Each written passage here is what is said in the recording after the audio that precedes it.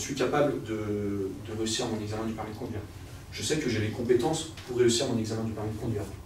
Rien ne m'empêche de réussir l'examen de mon permis de conduire.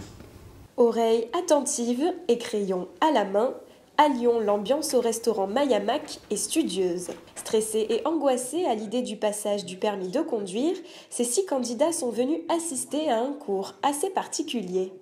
Sur le thème de la conduite, Steve Le Gall, ancien footballeur lyonnais haut niveau, partage ses conseils de sportifs dans un seul but, leur permettre de réussir leur permis sereinement. En fait, je m'attends à ce qu'on nous donne des astuces, des conseils pour être mieux performant en termes de concentration peut-être au niveau du code et d'éviter des erreurs bêtes et inutiles.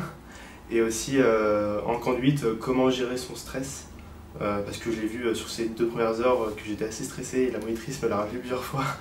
J'appréhende beaucoup l'examen final, j'ai trop peur de stresser et de foirer mon permis à cause de ça. Voilà, vous avez des conseils parce que j'ai vu qu'avec cette méthode on pouvait mieux réussir, donc comme ça je passe du premier coup.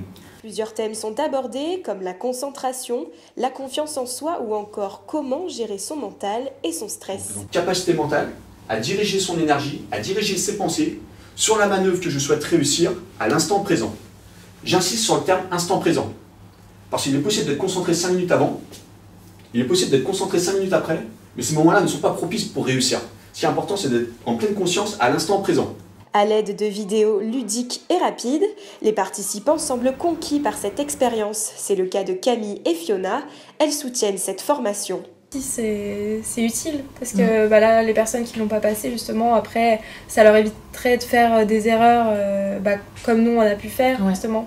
Parce qu'après, dû au stress, justement, après, le stress, on peut le gérer justement par différentes façons. Et le fait que des personnes qui ne l'ont pas passé suivent ce module-là, je pense que c'est très utile. Bah oui, ça peut servir à toute personne qui projette d'avoir son permis. Ce sont donc après ces 13 années d'expérience footballistique que Steve Le Gall se lance dans le coaching. J'ai créé vraiment une approche sur 2 heures et à mettre en place au moins 30 jours avant la date de l'examen, si possible, même si on la met après, c'est pas... Mais vraiment qu'on la mette 30 jours avant la date de l'examen pour qu'il y ait un travail qui soit effectué entre le coaching et l'examen. S'il réussit, c'est grâce à lui. C'est pas grâce au moniteur, c'est pas grâce à l'examinateur, c'est vraiment grâce à lui. Bien sûr, le moniteur peut le mettre dans les meilleures conditions, l'examinateur également.